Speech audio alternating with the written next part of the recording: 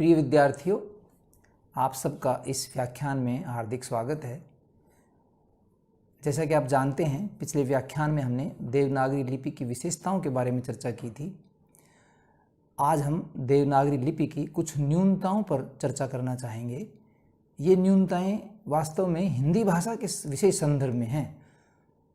हो सकता है संस्कृत में ये न्यूनताएं दृष्टिगोचर न होती हों, लेकिन उससे पहले मैं आपसे दो बातें कोरोना संक्रमण के बारे में करना चाहूँगा। आप सब, मुझे आशा है, स्वस्थ होंगे और अपना जो दायित्व है, एक सामाजिक जो दायित्व है एक विद्यार्थी का, एक युवा का, वो आप अवश्य निभा रहे होंगे। भीड़ में नहीं जा रहे होंगे, जब भी ज़रूरी हो रहा होगा जा रहे होंगे तो मास्क लगाकर जा रहे होंगे, हाथ और मुंह को लगातार साफ कर रहे होंगे। कोई लक्षण नज़र आने पर आप ज़रूर अपने घर में आइसोलेट हो रहे होंगे या डॉक्टर की सलाह से हॉस्पिटल आदि में भर्ती होने की ज़रूरत हो तो वहाँ भर्ती हो रहे होंगे। इसके अलावा, ये तो आपके व्यक्तिगत मामले हुए, इसके अलावा कोई पीड़ित यदि आपकी लोकेलिटी में है तो उसकी सहायता जो जैसी भी आपसे बन पड़े, सावधानीपूर्वक अपने आप को बचाते हुए, वो भी दायित्व आप पूरा कर रहे होंगे। युवाओं का बड़ा दायित्व है ये, क्योंकि इस समय युवा ही ऐसे हैं जो किसी के लिए देवदूत बनकर पहुंचते हैं। तो वो जो सहायता है, चाहे वो राशन की हो, खाद्य सामग्री की हो, हॉस्पिटल तक पहुंचाना हो या अन्य कोई उपकरण जिसकी ज़रूरत हो, जैसा भी आपसे बन पड़े वो आप कर रहे होंगे, ऐसी मुझे आशा है। तो ये बिल्कुल मत भूलिएगा कि आप दूरी से बात कीजिए, मास्क के साथ रहिए, भीड़ में न जाइए और लगातार अपने हाथ और मुंह को, घर में हैं तो साबुन साफ़ कीजिए, बाहर हैं तो अपना सैनिटाइज़र रखिए और उसे साफ़ करते रहिए। इस बात को आप बिल्कुल न भूलना। यह दौर बड़ा भयानक दौर है। मैं इसको यूँ ही नहीं कह रहा, इसकी पीड़ा मैंने स्वयं झेली है और आपने समाचार पत्रों के माध्यम से ये सब आप देख रहे होंगे। और एक बात मैं और कहना चाहूँगा कि डरने की कोई बात नहीं है। भय है हमारा, वो बड़ा खतरनाक हो रहा है। हर आदमी में एक भय ऐसा व्याप्त है कि पता नहीं कोरोना संक्रमण हो गया तो क्या हो जाएगा, सांस बंद हो जाएगा, ऑक्सीजन नहीं मिलेगी, बेड नहीं मिलेगा और हम तड़प तड़प कर मर जाएंगे। क्योंकि कुछ घटनाएं ऐसी सामने आ रही हैं ना, उससे एक डर लगना स्वाभाविक भी है। तो इस पैनिक को न आने दें, ये मेरी आपसे बड़ी वो है, क्योंकि पैनिक का इसमें कोई कारण ही नहीं है। एक संक्रमण है और आपने जो जितनी भी हमारी साइंटिफिक फैक्ट्स सामने आए हैं, उससे ये लग रहा है कि 85% से लेकर 90% तक लोग घरों में ठीक हो रहे हैं। गांव में तो जांच भी नहीं करवाते और वैसे ही दवाई लेकर ठीक हो रहे हैं, लेकिन वो गलत है। मैं उसको कोई सही नहीं मानता, क्योंकि उससे संक्रमण और अधिक फैलता है। जब आप जांच नहीं कराएंगे तो आप अपने आप को कोरोना मुक्त मानेंगे और आप फ्री होकर घूमेंगे तो वो संक्रमण दूसरों को फैलाएंगे। गाँव में फैलने का यही सबसे बड़ा कारण है। इसलिए अपनी जांच करवा लें और जो है उसको आइसोलेट करें, डॉक्टर की ज़रूर सलाह लेते रहें और अपनी जो सेवियर की जो भूमिका है, बचाने वाली जो भूमिका है, उसमें भी आप लगातार सहयोग करते रहें। तो आज हम अपना व्याख्यान शुरू करते हैं देवनागरी लिपि की कुछ न्यूनताएं। ये न्यूनताएं दरअसल विशेषताओं में से ही हैं। जिनको हम विशेषताएं कह रहे थे, कई बार वे न्यूनताएं बनकर उभर आती हैं। आप देखेंगे, जैसे आज हम चर्चा करेंगे एक एक बिंदु पर। और एक बात और मैं स्पष्ट करना चाहूँगा, ये न्यूनताएं वास्तव में हिंदी भाषा के संदर्भ में ही हैं। हो सकता है संस्कृत भाषी इनको कहेगा तो प्रतिवाद कर सकता है कि नहीं, हमारे यहाँ तो बिल्कुल सही बोला जाता है, ऐसा नहीं है। उससे मैं सहमत हूँ। हिंदी भाषा एक अलग तरह से, कहते हैं ना कि एक अलग माहौल में कई लोगों के संपर्क में आने से, कई भाषाओं के संपर्क में आने से इसके तत्व हैं इसमें, तो उससे इसके उच्चारण आदि में काफ़ी भेद आ गया है। वही इसकी न्यूनताएं बन गई हैं। तो देवनागरी लिपि की न्यूनताएं हिंदी भाषा के विशेष संदर्भ में हम कर रहे हैं। ये बात मैं स्पष्ट करना चाहता हूँ। तो पहला एक जो हमने विशेषता बताई थी कि आप देखिए, हिंदी जब देवनागरी लिपि की विशेषताओं पर हम चर्चा कर रहे थे तो ये कहा था कि प्रत्येक लिपि चिन्ह केवल एक ध्वनि के लिए ही है। अलग अलग ध्वनियों के लिए लिपि चिन्ह अलग अलग नहीं है और बिल्कुल पृथक हैं, अलग, सेपरेट, डिस्टिंक्ट हैं। अंग्रेजी में एक शब्द होता है डिस्टिंक्ट, कि मिलते नहीं हैं आपस में वो। इतने अलग हैं, लेकिन इसी से न्यूनता निकलती है। आपने देखा होगा कि कुछ लिपि चिन्ह हमारे हिंदी में, हिंदी भाषा का जब हम प्रयोग करते हैं तो कुछ इस तरह से लिखे जाते हैं कि उनमें समानता सी लगती है और उससे भ्रम उत्पन्न होता है। जैसे मैं आपको उदाहरण देता हूँ, आप देखिए, जब आप ख को लिखते हैं, मैं हस्तलेखन की विशेष बात करूँगा, टाइपिंग में और कंप्यूटर में तो शायद उसको सुधार दिया गया है। जब आप हाथ से लिखते हैं तो ये देखिए आप कैसे लिखते हैं। आप ख को देखिए, सबसे पहले ख का जो मानक रूप है वो तो है ये देखिए आप, ख का जो मानक रूप है वो ये है। लेकिन लिखने में बहुत सारे लोग कैसे लिखते हैं इसको, रे, और ये देखिए आप। अब आप देखिए, पहले वाले रूप को देखिए और इस दूसरे रूप को देखिए। पहले वाला रूप को हमने जो रे जैसा दिखता है ध्वनि, उसको हमने मिला दिया है खड़ी पाई से, और दूसरे में रे अलग लगता है और खड़ी पाई वाला अलग लगता है, और जो बीच में लूप है वो वे लगता है। तो दूसरे को हम क्या बोलेंगे, क्या बोल सकते हैं, रव। तो इन दोनों रूपों में अगर हम दोनों रूपों का प्रयोग करते हैं और जो मानक रूप है उसकी जगह ये दूसरा रूप प्रयोग करेंगे तो बड़ा भ्रम पैदा हो जाएगा। जैसे आप एक शब्द देखिए, हम लिखते हैं नीरव। रव माने वैसे कोलाहल होता है और नीरव माने चुप्पी होती है। तो कई लोग उसको क्या पढ़ सकते हैं, नीक, जिसका कोई अर्थ नहीं निकलेगा। तो ये जो भ्रम है, दो लिपि चिन्हों के दो रूप होने में, ये बड़ी गड़बड़ है। एक और आप देखिए उदाहरण, एक उदाहरण है आपका घ। आप देखिए घ, घड़ा जो घ है वो आप ऐसे लिखते हैं, और जो ध धन है उसको आप कैसे लिखते हैं, इस तरह से लिखते हैं। ये देखिए ध को, तो हम बात करेंगे ध की। अब ध को अगर इस तरह से लिखेंगे, आप देखिए ये ध है, ये ध है। अगर हम इस तरह से लिखेंगे तो क्या होगा कि शिरोरेखा अगर कभी मिल गई, क्योंकि हस्तलेखन में ये संभावना तो बनी रहती है, हस्तरेखा अगर मिल गई तो क्या हुआ, कौन कहेगा कि ये ध है, ये तो घ ही है। इसलिए ध का एक रूप और है, और वो क्या है, लूप वाला।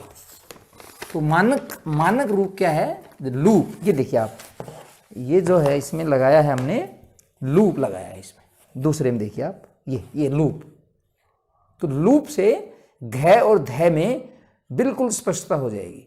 तो अभी भी ध को दो रूपों में लिखा जाता है, जो कैसा लगेगा, फिर शिरोरेखा अगर हमने पूरी मिला दी तो घ जैसा लगेगा। तो ध के ये दो रूप हैं, देखिए आप, ये दो रूप जो है ध और ध के हैं। तो लूप वाला रूप जो है एक तरह से मानक रूप है, क्योंकि उससे क्या होता है कि शिरोरेखा मिलाने पर भी वो लूप अलग से नजर आएगा और हम आसानी से पहचान पाएंगे कि ये ध है। तो ये भ्रम भी है। अगली जो ध्वनि है उसमें देखिए आप, मैं और भ। तो भ के भी दो रूप हैं। एक तो भ लिखा जाएगा बिना लूप के, ये देखिए आप, ठीक उस ध की तरह जो घ बन जाता है। अगर इस शिरोरेखा को हम आगे बढ़ा दें, हस्तलेखन में ये संभावना बनी रहेगी, जरूर अवश्य बनी रहेगी, और करते हैं लोग ऐसी गलतियां। और अगर हमने इसको पूरा मिला दिया तो आप देखिए ये क्या बनेगा, ये मैं बन जाएगा। क्या बन जाएगा, ये मैं। तो मैं और भय में तो बड़ा अंतर होता है ना, इसलिए इसका भी एक मानक रूप हमने अलग से बनाया, वो है लूप वाला, दिस वन। इस तरह देखिए आप, ये देखिए आप, जो लूप वाला रूप है वो मानक रूप है। अगर आप शिरोरेखा को अब आगे बढ़ा भी देंगे तो भी वो लूप अलग से नजर आएगा और हम आसानी से पहचान पाएंगे कि ये भय है, मैं नहीं। ओके, तो इस तरह से ये एक ध्वनि हमारी है। इसी प्रकार देखिए आप, य और थ में देखिए आप, बड़ा कंफ्यूजन हो जाता है। य बिना लूप के है, ये यज्ञ जिसको बोलते हैं ना, यज्ञ बोलते हो आप जिसको, वो ये है, और थ ये है लूप वाला। कई बार हस्तलेखन में लूप को हम बड़ा ढीला ढाला लिखते हैं और ऐसे लगता है जैसे हमने ये कर दिया, और अगर शिरोरेखा आगे ले ली तो ये बन जाएगा।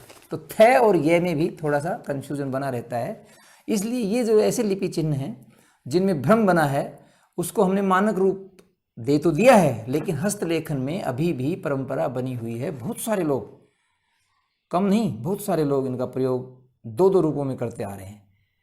तो ये एक बड़ा अजीब सा मतलब एक भ्रम इसमें बना हुआ है। ये तो हुआ लिपि चिन्हों की समान भ्रम, जिनमें जैसे समानता दिखती है और भ्रम बन जाता है। ऐसा ही एक तो न्यूनता ये हो गई। दूसरी न्यूनता इसे मिलती जुलती है कि एक लिपि चिन्ह के दो दो रूप प्रचलित हैं। हमने जब विशेषता में बताया था तो बताया था कि एक लिपि चिन्ह और एक ध्वनि 1-to-1 रिलेशन है। एक ध्वनि के लिए दो लिपि चिन्ह नहीं हो सकते। लेकिन हस्तलेखन में पहले ज़्यादा था, अब तो मानक रूप आने से काफ़ी सुधार हो गया। लेकिन हस्तलेखन में अभी भी कुछ लोग, पुराने लोग, और मैं कहता हूँ कि वर्तमान लोग, क्योंकि वो अपने अध्यापक को लिखते हुए देखते हैं तो वहाँ से वो आदत पड़ जाती है बच्चों को, तो वो युवा लोग भी ऐसा प्रयोग करते हैं।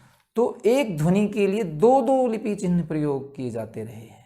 आप देखिए कैसे, जैसे सबसे पहले तो ए को ही लीजिए। हालांकि ए का तो हट गया है, अब नहीं करते ज़्यादातर लोग, लेकिन फिर भी पुराने जो टीचर्स हैं वो ए को किस तरह लिखते थे? वो ए को लिखते थे, ये देखिए, एक हंसता हुआ मुख, ये ए प्रयोग करते थे। एक जैसे हंसता हुआ मुख होता है ना, ऐसे ए हमेशा मुंह खुले में रहता है। ए को जब आप बोलते तो मुंह खुलता है। सबसे पहली ध्वनि हमारी ए है, तो इसको ऐसे बनाते थे। लेकिन ये रूप अब नहीं चलता। मानक रूप इसका बिल्कुल अलग है, और वो क्या है? ये देखिए, ये इसका मानक रूप। तो एक ही ध्वनि के लिए दो लिपि चिन्ह है। हालांकि मैं इस बात को मानता हूँ कि ये पहले वाला जो रूप है ये अब बिल्कुल बहुत कम लोग प्रयोग करते हैं, लेकिन फिर भी पुराने लोगों में मैंने देखा है, मैंने खुद महसूस किया है। हमारे कुछ पुराने साथी थे, वो इस ए का प्रयोग करते थे, सुंदरता के लिए करते थे। लेकिन आप देखिए इसको बनाने में कितनी कठिनाई आती है। तो ए के दो रूप हो गए। इसी तरह देखिए आप, एक स्वर है री को, ऋषि वाला री जो मैं बोल रहा हूँ, वो देखिए आप, एक तो तरीका है ये एक सामान्य सा लूप और गोलाई लेके हम कर देते हैं। लेकिन जो मानक रूप जो किताबों में छपा होता है, टाइपिंग में जो छपा होता है, वो है आपका ये देखिए अलग, बिल्कुल दो अलग अलग रूप आपको नजर आएंगे। मेरी मान्यता ये है कि लिखने में आसान ये है, हस्तलेखन में ये आसान है, टाइपिंग भले ही आसान होता होगा, तो इसको आप मानक माने। हालांकि जो स्टैंडर्ड बुक्स हैं उनमें ये आ रहा है, तो ये आप पर है, क्योंकि लिखने में ये ज़्यादा सुविधाजनक है और जल्दी लिखा जाता है। तो ये ऐसे री के भी आप देखिए दो रूप हैं। इसी प्रकार आप देखिए झ, च वर्ग में झ है। झ को जो मानक रूप है वो है ये देखिए, ये मानक रूप है झ का, ये मानक रूप है। लेकिन इसको बहुत सारे लोग कैसे लिखते हैं, पुराने लोग खासकर, वो लिखते हैं इस तरह, भय बनाएंगे और उसके पीछे एक फ्लैग सा लटकाएंगे, तो ये इस तरह से बनता है। देखिए आप, तो ये तो अब प्रचलन में नहीं है, लेकिन बहुत सारे लोग अभी भी लिखते ही हैं इसको। तो देखिए, तो दो रूप हो गए, एक झ के दो रूप हो गए। और देखिए आप, इसके बाद आता है ण, च वर्ग का जो नासिक के वर्ण है न, वो देखिए आप, ण का जो मानक रूप है वो है ये देखिए आप, ये मानक रूप है। ये हम अक्सर प्रयोग करते हैं, लेकिन जो पुराने लोग हैं वो कैसे प्रयोग करते रहे, बड़ा अजीब सा प्रयोग है उसका। और वो देखिए आप, दिस वन, ये आपने देखा भी नहीं होगा, लेकिन पुराने लोग इसको प्रयोग करते आ रहे हैं भाई। हमारे जो टीचर्स थे वो इस तरह प्रयोग करते थे। हमारे उस समय हमारी किताबों में, जो पुरानी किताबें थी, उनमें भी ऐसे होता था। लेकिन अब मानक रूप हमने ये अपना लिया है, दिस वन। ये मानक रूप झ का, ये मानक रूप री का, ये मानक रूप ए का, ये मानक रूप भय का, और ये मानक रूप ध का। इस तरह से ये ध्वनियाँ चल रही हैं। ऐसे ही देखिए आप, ण के बाद त्रय देखिए आप, संयुक्त व्यंजन त्रय है। त्रय में बड़ी भ्रम है भाई, त्रय को थोड़ा ढंग से समझना। त्रय को आप भी मानेंगे कि मानक रूप किताबों में आपको ये मिल रहा है। ये देखिए आप, त्रय इस तरह लिखते हैं, इस तरह लिखते हैं त्रय। आप देखिए इस तरह त्रय लिखने में क्या गड़बड़ है। अगर हम स्रोत लिखें जो अंग्रेजी में सोर्स होता है, स्रोत लिखें तो आप देखिए कैसे लिखेंगे।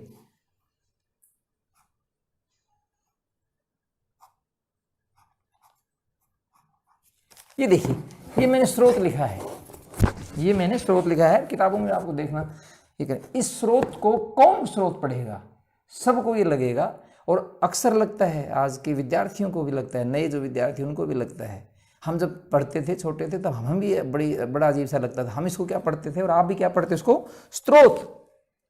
क्यों? क्योंकि त्रय को ऐसे लिखने से ये भ्रम पैदा हुआ है, जबकि है ये अलग। क्या है स्रोत? से में रह है, से लगाया और ये रह है, ये देखिए आप, श्रय संयुक्त व्यंजन है, आधा से और पूरा रह, जैसे आप प्रयोग करते आए हैं। ये देखिए, आधा से और पूरा रह, और फिर ओ की मात्रा, ओ की मात्रा, और ये देखिए स्रोत, इस तरह लिखिए। तो गड़बड़ क्यों हुई? क्योंकि त्रय को हम ऐसे लिखते आए हैं, और वो स्रोत में ऐसा लगता है जैसे कि ये त्रय है। ऐसे सहस्र में शब्द है सहस्र, से में रह है, आधा से और पूरा रह, संयुक्त व्यंजन है, लेकिन हम उसको पढ़ते क्या है? सहस्त्र। कितना गलत उच्चारण होता है। तो ये भ्रम क्यों हुआ? त्रय को गलत लिखने के कारण हुआ। तो मेरा ये मानना है, और शायद अब मानक पुस्तकों में इसको मान लिया गया है कि त्रय को कैसे लिखो, जैसे अन्य संयुक्त व्यंजन रह के बनाए जाते हैं, ठीक उसी तरह। कैसे? तय लिखो पूरा, और फिर ये त्रय बनाओ। ये देखिए आप, ये त्रय बनाइए, और फिर देखिए आप कोई गुंजाइश नहीं रहेगी। फिर आप सहस्त्र को सहस्त्र नहीं बोलेंगे, स्रोत को स्त्रोत नहीं बोलेंगे। ये जो उच्चारण की गलतियां हो रही हैं, ये हमारे लिपि चिन्हों के डबल रूप के कारण हो रही है। दो रूप प्रचलित हैं।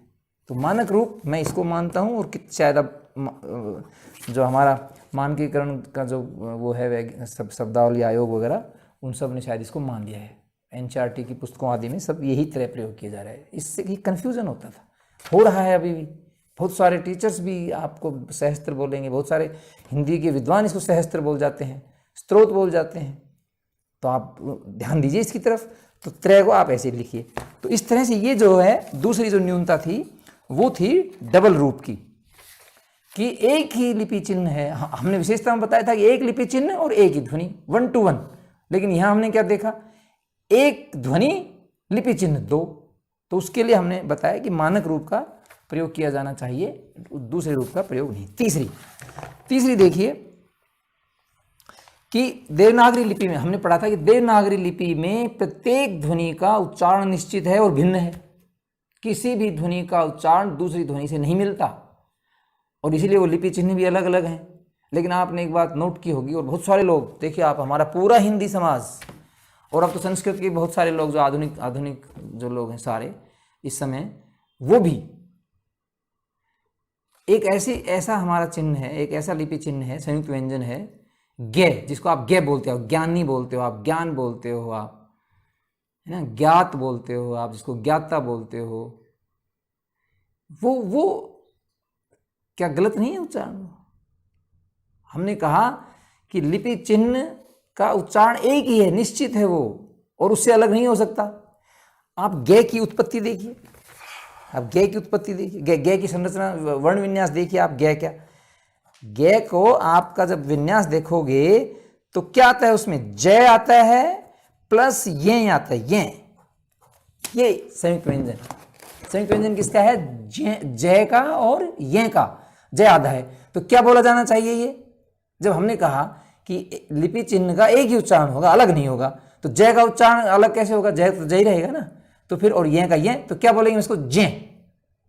जितने भी संस्कृत आचार्य हैं, गुरुकुलों में आप देखिए, गुरुकुलों के आचार्य देख लीजिए, और संस्कृत के जो प्रकांड पंडित हैं उनको देख लीजिए, और जो संस्कृत को वास्तव में गंभीरता से लेते हैं उनको देख लीजिए। कभी भी ज्ञान नहीं बोलेंगे, वो ज्ञान बोलेंगे, ज्ञानी बोलेंगे, ज्ञाता बोलेंगे, जे बोलेंगे, गे को।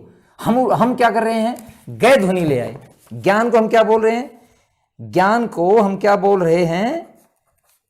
आधा गै या न। देखिए आप, हम ये कर रहे हैं। तो भाई ये तो बड़ी गड़बड़ हो गई। जय को हम गय कैसे बना सकते हैं?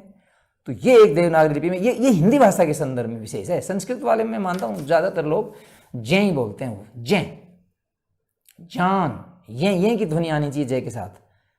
तो आप इस बात को नोट कीजिए। और बड़ा ये हिंदी भाषा में तो ये भाई सब लोग ज्ञान ही बोलते हैं, और अब तो मेरे ख्याल से छूटेगा नहीं। सभी लोग, हम भी, मैं भी जो बता रहा हूँ मैं आपको, मैं भी ऐसे ज्ञान ही बोलूँगा। मैं अलग से कहाँ से बोल, जिस दिन बोल देता हूँ आप बड़े असहज हो जाओगे। हिंदी भाषी कोई भी ज्ञान को जान बोल देगा तो आप कहोगे क्या बोल रहे हो भाई। तो ये चीज़ है। तो एक ये है कि भाई हम कह रहे थे कि एक लिपि और एक ही उच्चारण, यहाँ तो लिपि चिन्ह का उच्चारण अलग हो गया, उसके मूल उच्चारण से भिन्न हो गया। तो एक ये बात थी इसमें, और तो इसमें है नहीं, और तो सब सही है। जैसे त्रय में तय और र है, क्षय में क और स है। हाँ, क्षय में कई बार गड़बड़ कर देते हैं हम।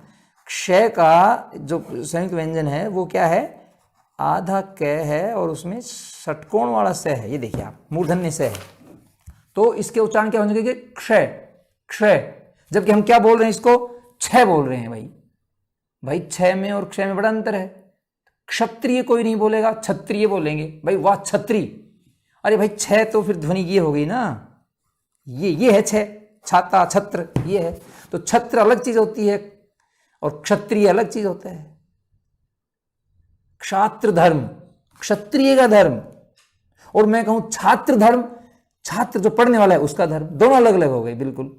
तो ये भी एक हमारा मतलब ध्वनि में बड़ा अंतर है। तो उसकी मूल ध्वनि से हम क्या हो रहे हैं, विचलित हो रहे हैं, शिफ्ट हो रहे हैं। तो ये एक बड़ी इसकी न्यूनता है, खासकर इसमें जय में जो ज्ञान वाला जय है ये, और क्षत्रिय वाला क्षय है इसमें। तो इस पर बड़ा ध्यान देना पड़ेगा। क और श है, क्षय क्षय बोला जाएगा इसको, क्षत्रिय, क्षय नहीं है इसमें कहीं भी। तो इस बात को आप देखेंगे। तो देवनागरी लिपि में हिंदी भाषा के संदर्भ में है ये गड़बड़। तो ये एक न्यूनता है इसकी कि हम इसको ढंग से नहीं कर पा रहे, जबकि विशेषता थी इसकी। इसके बाद आप देखिए देवनागरी लिपि के जो जितने भी चिन्ह हैं उन सब में, जैसे कल हमने बताया कि बड़े सुंदर हैं, बड़े आकर्षक हैं, और लिखने में प्रतियोगिताएं होती थी और लिपिक लोग लगते थे और नियुक्तियां होती थी पहले। लेकिन जो टाइपिंग और ये सब आ गया और अंग्रेजी आ गई, उसके बाद धराशायी हो गई हमारी ये विशेषता। कैसे? आप कहेंगे कि सौंदर्य को आप क्यों इतना पीछे ले जा रहे हैं भाई, इसकी इतनी आलोचना क्यों कर रहे हैं? इसका कारण है, इतनी वक्रता है, गोलाई है, ऋजुता है, तिरछापन है, और इसके साथ साथ मात्राएं हैं। और मात्राएं भी कोई ऐसे नहीं है, एक जैसी नहीं लगेंगी। आप देखिए बाएं, दाएं, ऊपर, नीचे, ऊ की मात्रा नीचे लगती है, ए की मात्रा ऊपर लगती है, ओ की मात्रा ऊपर लगती है। फिर वृद्धि मात्राएं देखिए आप, आई की मात्रा में 2, आप कई बार इतनी गड़बड़ कर देते हैं, बहुत बार गड़बड़ कर देते हैं कि ए की मात्रा को आप डबल कर देते हैं, ए के ऊपर आप आई एक मात्रा लगा देते हैं। आपको लगता है कि एक मात्रा लगाने से ए आएगा, ए के ऊपर ही एक मात्रा लगाएंगे तो वो आई बन जाएगा भाई, और किसी व्यंजन पे लगाएंगे तो वो डबल मात्रा में हो जाएगा। एक मात्रा लगाएंगे तो वो ए, तो ए और आई का बड़ा वो समझो इसमें। तो मात्राओं का इसमें बड़ा रोल है, बड़ी भूमिका। हमने विशेषता में बताया था कि और किसी भाषा में ऐसा नहीं है कि मात्राएं, लेकिन ये मात्राएं हमारे लिए इसकी न्यूनता भी बन गई है, खासकर हिंदी भाषा के संदर्भ में मैं बात कर रहा हूँ। क्यों? कि मात्राएं आगे पीछे ऊपर नीचे लगाने से बड़ा टाइम लगता है, बड़ा समय लगता है। और फिर शिरोरेखा, अंग्रेजी भाषा में आप देखिए उस लिपि में आपको शिरोरेखा नहीं लगानी पड़ती, ऊपर लाइन नहीं खींचनी पड़ती, लेकिन हमारे यहाँ लाइन खींचो, ये लाइन खींचो ऊपर, ये शिरोरेखा बोलते हैं। ये जो लाइन जैसे स्रोत पे लाइन खींचिए, स्रोत, ये शिरोरेखा कहलाती है अक्षरों के ऊपर। और फिर मात्राएं लगाओ, और फिर इन मात्राओं को लगाने में इतना समय लगता है कि बस आप पीछे पिछड़ जाते हैं। आप देखिए जब संघ लोक सेवा आयोग की मुख्य परीक्षा आप देते हैं, या राज्य लोक सेवा आयोग की मुख्य परीक्षाएं आप देते हैं, मेंस एग्जाम देते हैं, तो हिंदी वाले क्यों इतना शोर मचाते हैं? आपको कभी इस बात पे गौर किया?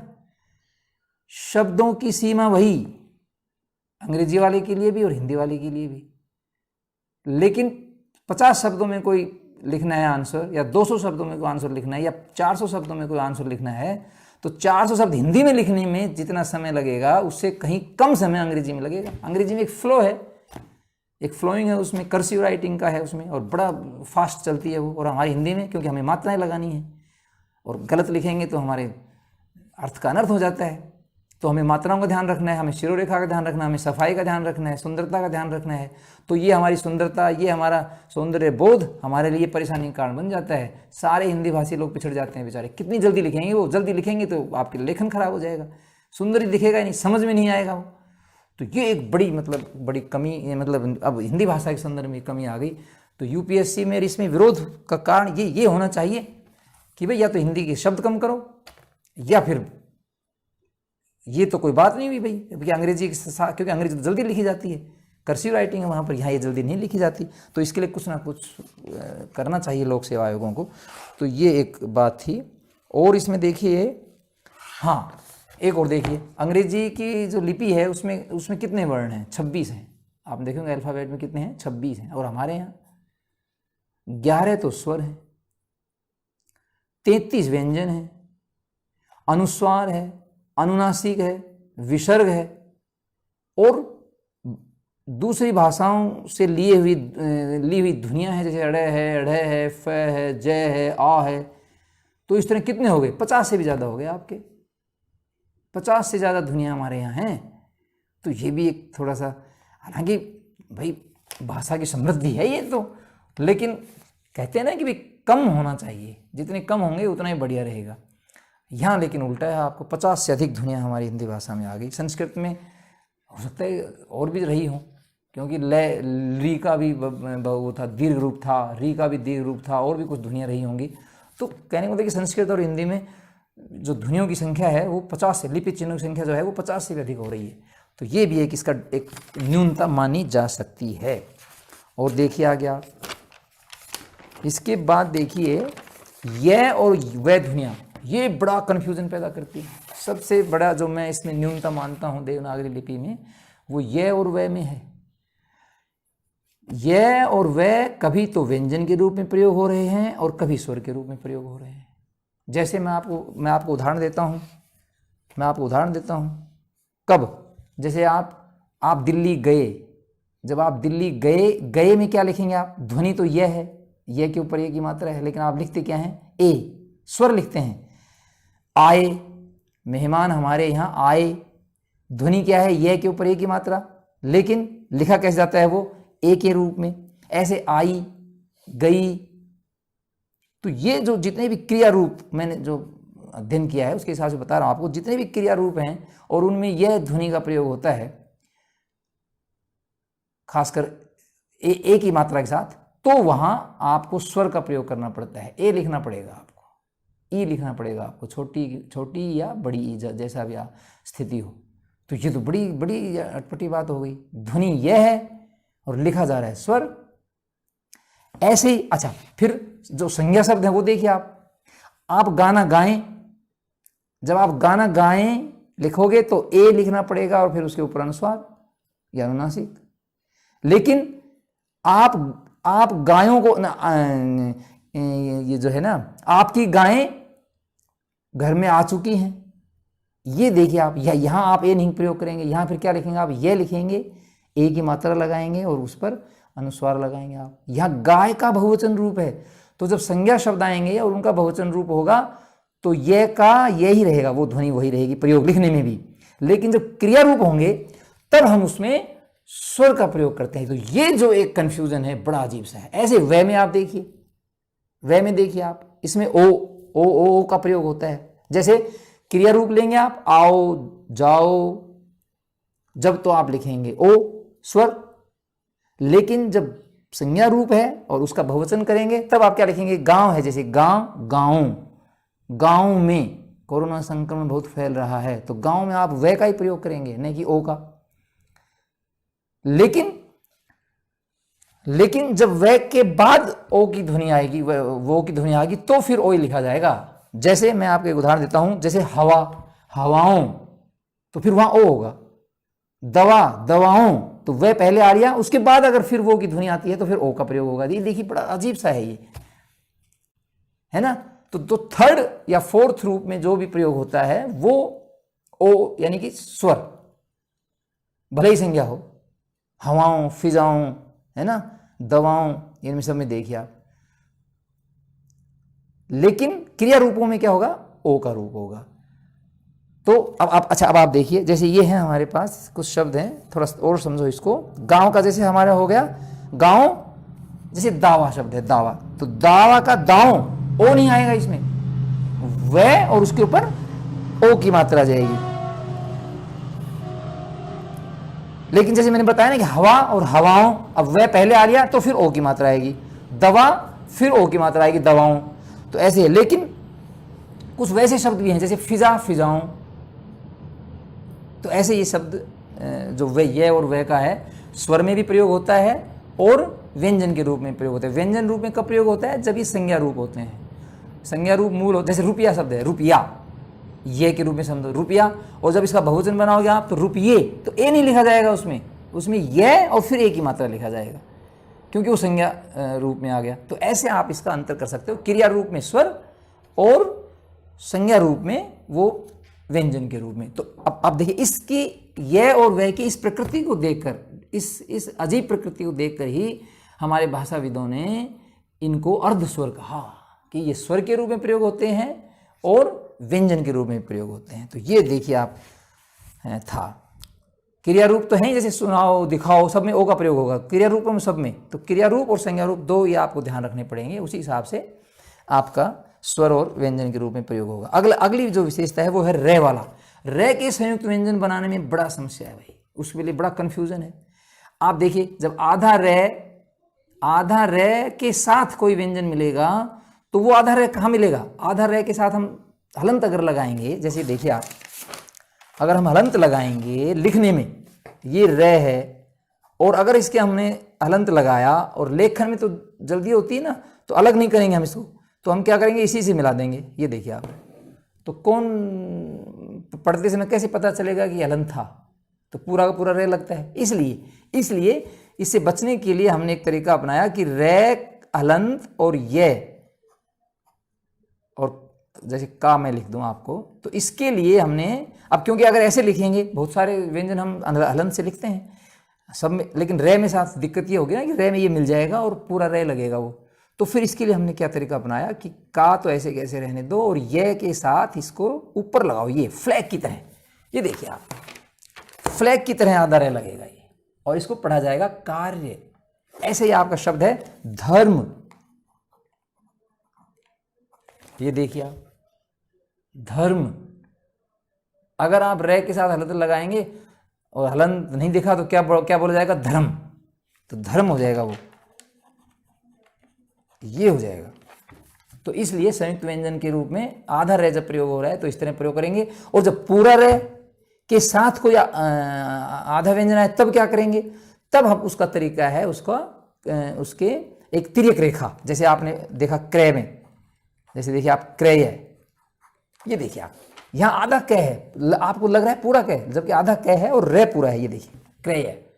ऐसे आप प्रेम में देख सकते हैं आप,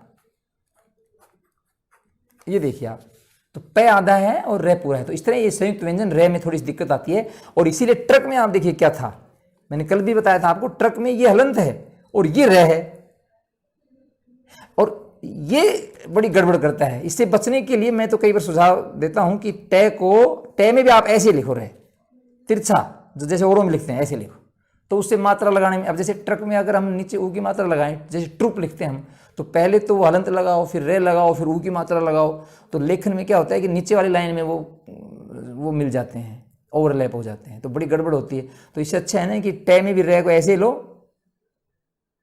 और फिर आप आराम से नीचे मात्रा लगा सकते हो, ट्रुप। तो ये एक मेरा सुझाव है कि टे में रे ऐसे ही लगाओ, टे ठे डे जितने भी हमारे ये हैं। और अन्य संयुक्त व्यंजनों में भी लगा दो आप, जैसे ये को यहां से लो, नाट्य जैसे शब्द है एक, क्यों हलंत लगाओ? हलंत से बचो ना। तो ये कुछ चीजें हैं जो बड़ी मतलब ये दिक्कत करती हैं, बड़ी समस्याएं पैदा करती हैं। तो एक ये समस्या थी हमारी रे वाली। और देखिए आप रे में ऊ की मात्रा, आप ऊ की मात्रा को जरा देखिए ध्यान से। रे में अगर आप नीचे ऊ की मात्रा लगाओगे तो ये देखिए आप, या बड़ा लगाए आप, ये देखिए आप, जैसा परंपरा है। अगर ये इस तरह से आप प्रयोग करेंगे, रे और रू देखिए आप कहाँ हैं ये देखिए रू और रू, छोटा रू और ये बड़ा रू। अगर हम ऐसे प्रयोग करेंगे तो लेखन में खासकर, तो क्या ये नीचे वाली लाइन में नहीं चले जाएंगे? तो क्या उसका अर्थ निकलेगा? तो बड़ी गड़बड़, ओवरलैपिंग हो जाती है, पता ही नहीं लगेगा क्या लिखा है क्या नहीं लिखा। इसके लिए हमने रे में एक अलग से ऊ की मात्रा लगाई। ये देखिए आप, छोटे ऊ की मात्रा के लिए हमने ये देखिए फ्लैग सा है, और बड़े रू के लिए हमने लूप के साथ लिया है। ये देखिए आप, इन दोनों के अंतर को समझना बहुत जरूरी है। हमारी लिपि, देवनागरी लिपि में, हिंदी में छोटे रू और बड़े रू में अंतर नहीं समझा जा रहा। एक है रूप, एक है रुपया। तो बिना लूप वाला तो छोटा है, और लूप जिसमें है वो बड़ा है। ठीक है, तो ये आपका एक रे की एक बड़ी समस्या थी। फिर अगली जो है, संयुक्त व्यंजनों में भी कई रूप चलते हैं। जैसे आपने कहा श्री, क्षत्रिय का क्षय, त्रय का त्रय, ज्ञानी का ज्ञ, है ना, जिसको जय बोलना चाहिए। और ऐसे ये और वे के संयुक्त व्यंजन है। जैसे द्वय को हम दय के उसमें लगाते हैं, ये को भी इसमें लगाते हैं। ठीक है ना, जैसे उद्यम लिखते हैं तो दय में ये है, विद्या लिखते हैं तो दो दो रूप इनके प्रचलित हैं। तो इसमें भी बड़ा वो है ये और वे के संयुक्त व्यंजनों में। बाकी तो हम हलंत लगा के प्रयोग करते हैं। तो ये और वे के कैसे लिखते हैं? दय में जैसे लिखेंगे तो ये तो वह हो गया, दय और वह। विद्वान जैसे लिखते हैं ना, दय में वह, विद्वान। लेकिन और ये लिखेंगे तो ये है विद्या। ये देखिए आप, विद्या, दय में ये ऐसे लिखा जाता है। विधा धय अलग है और ये विद्या है, दय में ये है। तो ये बड़ा कंफ्यूजन करता है, इसलिए मानक में हमने दय के हलंत ही लगा दिया। फिर ये हलंत और ये। लेकिन मैं हलंत में फिर वही समस्या है कि दय के नीचे जो लाइन जाती है उसमें अगर और हलंत लगा देंगे तो और बड़ी हो जाएगी, वो तो कंफ्यूजन होता है। तो अभी तो दय और ये का जो एक चिन्ह है यही अपनाया जाए, और ऐसे ही ये वह का। तो ये कुछ ऐसी चीज़ें, बाकी सब में हम हलंत का प्रयोग करते रहते हैं। तो ये और वह में ये समस्या रहेगी ही। इसके बाद